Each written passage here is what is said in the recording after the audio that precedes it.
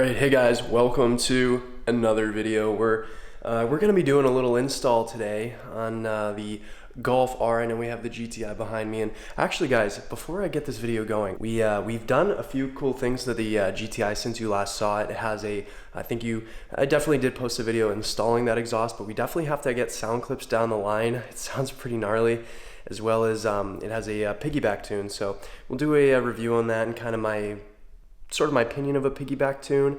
I like it. Obviously it's nothing close to a true ECU tune, but it is pretty cool. So we'll have to do a video on that shortly. But today's video is on the Golf R. Really cold out right now. The garage really does not contain heat that well, unfortunately. So doing the best I can with what I have. But we're gonna pop the hood and we're gonna do some work to the engine bay today. Here it is. This is everything. We actually also have a turbo elbow. We won't be installing this today. This will probably be in the next video. I'm not too sure, but we'll figure that out. We'll definitely get it going. This is probably going to be the biggest difference, kind of from what I already have with the car. So right in front of you, that's pretty much what we're going to be focusing on today. We do have the integrated engineering intake. I put a little bit of it together. Obviously it's kind of just like test fit to see what I gotta do, but that's a very easy installation. I can do it, so you can too. And as you guys can see, I already slapped the filter onto this kind of shroud. So pretty cool. As far as build construction, it's pretty top notch from what you guys would expect. I'm not a fan of carbon fiber in the engine bay. I know over time it starts to kind of heat up. It can crack, it can do all these things. Yes, it's super lightweight, so I will be probably adding a little bit of weight to the engine bay, but like guys, it doesn't matter. At the end of the day, I'll take much better build construction over, something that's gonna save 5 pounds, 10 pounds. I doubt it would even be like, any more north of 5 pounds more, but anyway, so we'll get going. So the first thing we probably have to do is regarding this. This is our new coolant relocation hose. I think they do this so it angles lower and it actually goes below the intake. So I know with a lot of people with the factory hose, they try to route that below it, and it just creates a really awkward kink.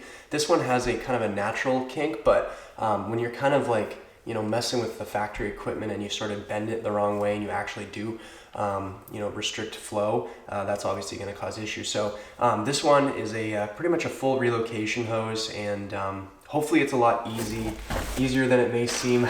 It's a little stressful because you're going to need to obviously take out the existing coolant hose, and that's what these caps are for. So these are going to hopefully stop it before it drains too much. But I'm going to be hopefully quick with it, and we'll cross our fingers. But let's pop the engine and let's get to work. I got all this stuff out. I hated every minute of it, so as you guys know, I get really angry and I don't film it. I'm a poor sport when it comes to installing car parts. What can I say? We already took out, and I'm pretty much going to just walk you through it, basically what I did. First thing, take out the factory air box. It's the first thing that I did. So in my situation, it wasn't the factory one, it was the APR inbox or intake. But so we got that out, and now, or from there we proceeded on to, I think the next step was, I think I took this out because I had a little bit more room to pull this out. I lowered the clamp down to here. It was like essentially right here. So bringing it down to here obviously released all the tension, and then I took a needle nose and I sort of just rotated it a lot, and it kind of popped out. Barely any coolant came out of here, so we were chilling there. And so then next was taking this off. Not the easiest thing, because the way this hex bit is oriented, it's always super low and the angle is just ridiculous. It took me like 10 minutes to get this thing off. So all right. I'll film this part. You guys get to see potentially an absolute disaster. We'll make sure we cap it as quick as possible. Oh God. Here. Okay. Sick. It wasn't that bad. Just attaching our rubber grommets right now. As you guys can see, we have one already installed. Getting these in here is sometimes a little task, but can be done. We got this far. All right, that's in there. Cool. Let's line it up.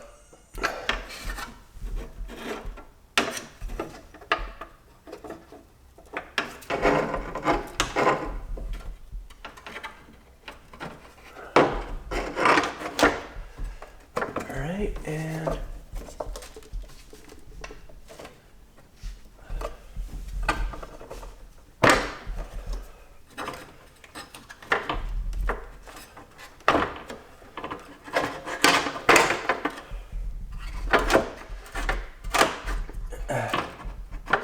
so final step is just getting all these clamps kind of nice and tight. Of course, we want to make sure we have this thing on here for good. All right, and the last piece of the puzzle, guys, be this. I don't want to call it a weather strip, maybe just like heating, or I'm not too sure what you could call this, but it's going in it.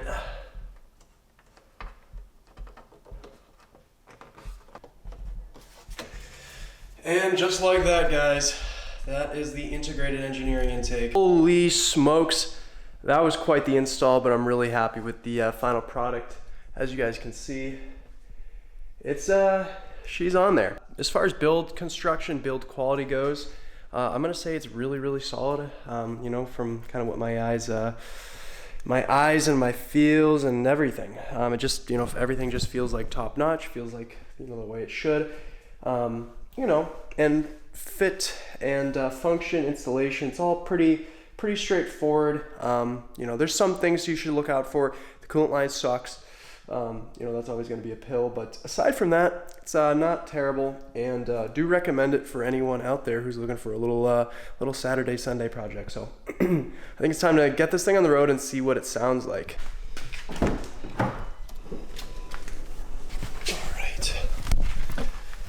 Okay.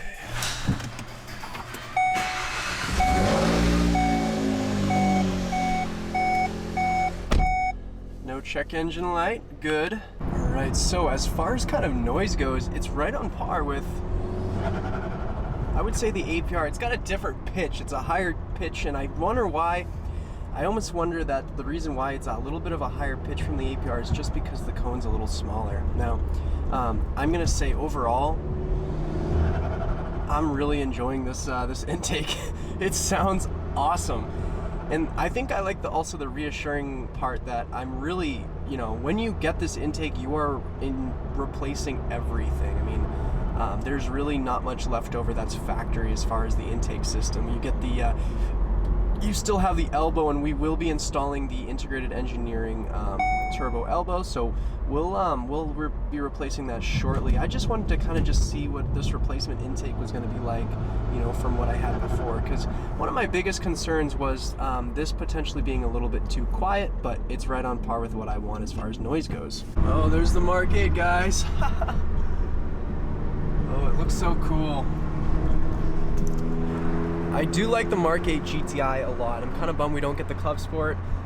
Maybe I'll make a video talking about why that's a big bummer for me, because I really would consider getting the Mark 8 GTI Club Sport over any of the new cars coming out. It's just a bummer we don't get it. But anyway, guys, back to this intake. It's right up there with noise. I don't want to say it's louder. It's definitely not quieter, but I mean, you guys can probably hear that, right? I love this thing. You know, and the installation was pretty fun too. I mean, it's working on cars is working on cars. You like it or you don't. And you know, if you're a car guy, then it's definitely right up your alley. It's a really fun project. It only took me realistically an hour. You know, for some really skilled people, it'll take much quicker. But you guys see the tools I have. Not the best, but goes to show anyone can do this.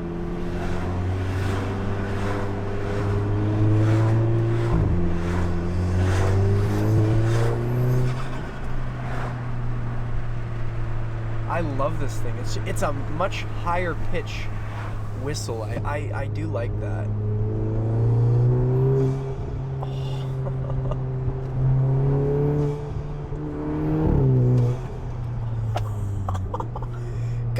This thing sounds so good. My God. So anyway, conclusion. Love it to bits. I think IE killed it, knocked it out of the park with this intake. We'll do a couple revs here and hopefully get some good sound clips for you guys.